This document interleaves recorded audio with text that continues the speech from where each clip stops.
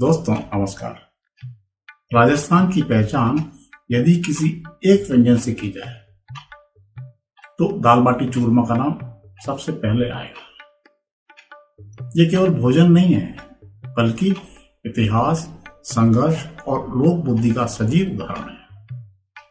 बहुत कम लोग जानते हैं कि बाटी का जन्म किसी रसोई में नहीं हुआ बल्कि रणभूमि की तपती रेत पर हुआ।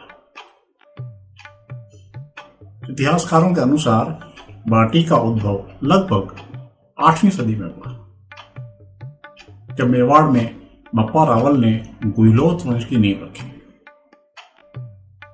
यह वह दौर था जब राजपूत शासक अपने राज्यों के विस्तार के लिए निरंतर युद्धरत रहते थे और युद्धकाल में हजारों सैनिकों के लिए ताजा भोजन जुटाना एक बड़ी चुनौती था। ऐसे ही एक अवसर पर सैनिकों ने सुबह आटे की लोइयां गूंथी, लेकिन युद्ध छिड़ जाने के कारण वे उन्हें तपती रेत पर छोड़कर रणभूमि में चले गए। शाम को लौटने पर वे लोइयां रेत में दब चुकी थी। जब उन्हें बाहर निकाला गया तो दिन भर सूर्य और रेत की प्रचंड गर्मी से वे पूरी तरह से पक चुकी थी।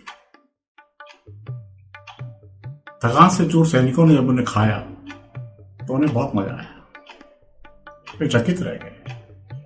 यहीं से बाटी का जन्म हुआ, एक ऐसा भोजन जो बिना बर्तन के, बिना निगरानी के पक जाता था और लंबे समय तक सुरक्षित भी रहता था। धीरे धीरे बाटी युद्धकालीन भोजन बन गई। सैनिक सुबह आटे की गोलियां बनाकर रेत में दबा देते और लौटकर उन्हें अचार, चटनी तथा ऊंटनी या बकरी के दूध से बने दही के साथ खाते। यह भोजन कम समय में तैयार होता और भरपूर ऊर्जा देता।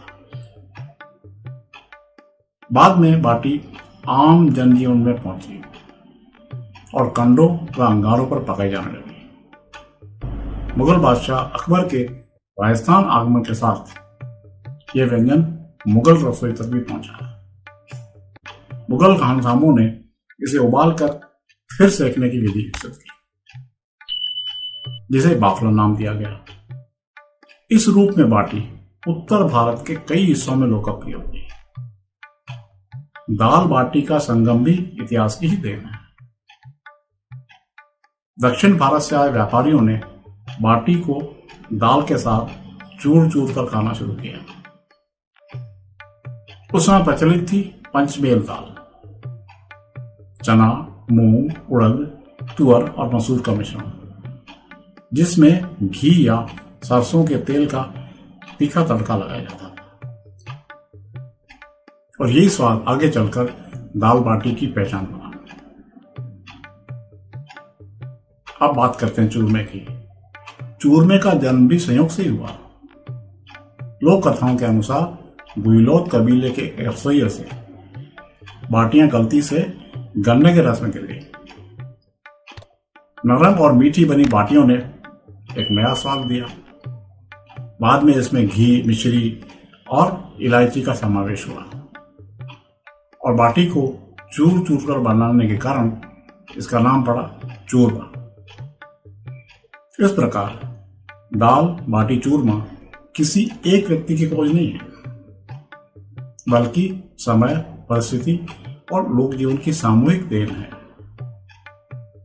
यह व्यंजन आज भी राजस्थान की थाली में इतिहास की खुशबू और परंपरा का स्वाद समेटे हुए हैं।